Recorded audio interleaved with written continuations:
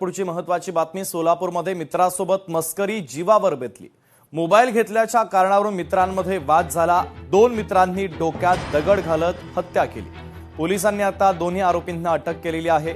मित्रासोबत दारू पीत बसलेल्या तरुणाची थट्टा मस्करी जीवावर बेतलेली आहे। मोबाईल घेतल्याच्या कारणावरून झालेल्या वादामध्ये दोन मित्रांनी एका मित्राचा डोक्यात दगड घालून खून केला।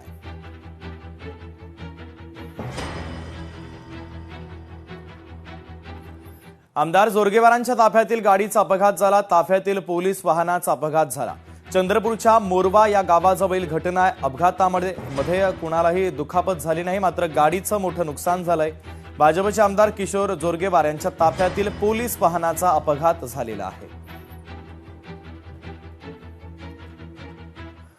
कोल्हापूर महानगरपालिकेच्या सहाय्यक अभियंत्याचं निलंबन करण्यात आलं। अतिरिक्त कार्यभार स्वीकारण्यास नकार दिल्यानं निलंबित करण्यात आले। तर महापालिका आयुक्त के मंजुलक्ष्मी यांनी आता या अभियंत्यावर कारवाई केलेली आहे।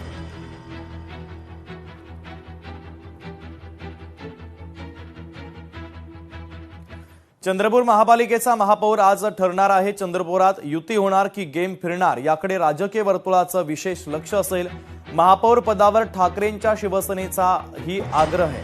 ठाकरेंच्या शिवसेनेच्या भूमिकेमुळे सस्पेन्स वाढलाय। भाजपचा महापौर की काँग्रेसचा या संदर्भातली स्पष्टता अद्यापही नाहीये। तर या सगळ्या राजकीय घडामोडींमध्ये ठाकरेंची शिवसेना मात्र किंग मेकरच्या भूमिकेत आहे।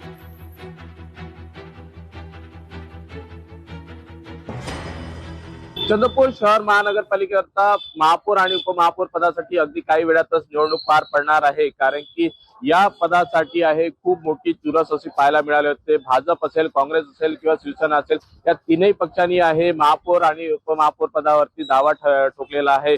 तर दुसरीकडे आहे इथल्या जे राजकीय मोठे जे पक्षाचे जे नेते आहे यांची देखील प्रतिष्ठा आहे ते पणाला लागली होती। भाजपतर्फे सुधीर मुनगंटीवार आहे, आमदार किशोर जोरगेवार यांची प्रतिष्ठा पणाला लागली होती। तर काँग्रेसतर्फे प्रतिभाताई धानोरकर आणि विजय वडेट्टीवार यांची देखील प्रतिष्ठा आहे ते या निवडणुकीमध्ये पणाला लागली होती। कारण की कुठल्याही तरी जी प्रतिष्ठा होती तरी खूप मोठ्या प्रमाणात या राजकीय मोठ्या नेत्यांनी देखील आपली सत्ता या महानगरपालिकेवर बसावी यासाठी खूप काटोकाट प्रयत्न केले आहे।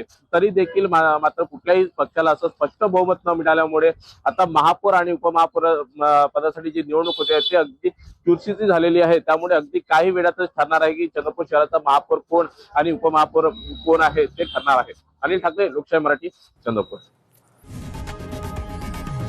लोकशाही मराठी, ऐका, पहा, जागरूक रहा। पुढची महत्त्वाची बातमी आपण पाहूयात। खासदार सुप्रिया सुळे यांची मुलगी रेवती सुळेंचं लग्न ठरलेलं आहे।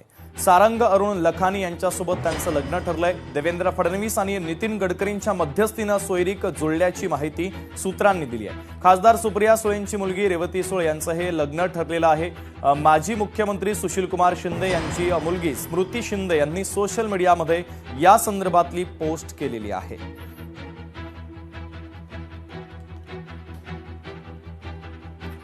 विकास कामाच्या चर्चेसाठी दिल्लीला जावं लागतं। फडणवीसांच्या दिल्ली दौऱ्यावर बावनकुळे यांनी महत्त्वाची प्रतिक्रिया दिली आहे। अर्थसंकल्पाच्या पार्श्वभूमीवर दिल्लीला गेले असतील असं वक्तव्य मंत्री बावनकुळे यांनी केलेलं आहे।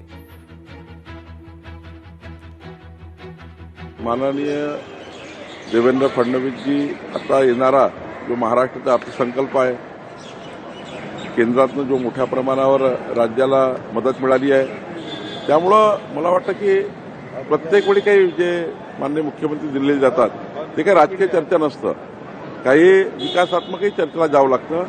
आणि सुनेत्रा पवार जे उपमुख्यमंत्री झाल्यानंतर त्यानंतर मोदीजींना आणि माननीय अमित भाईंना निश्चित त्या ठिकाणी उपमुख्यमंत्री झाल्यानंतर त्या सदिच्छा भेट वगैरे घेणार असतील। पुण्यामध्ये ज्येष्ठ नागरिकाची सायबर टोळीकडून फसवणूक करण्यात आली। तब्बल 6,70,00,000 रुपयांची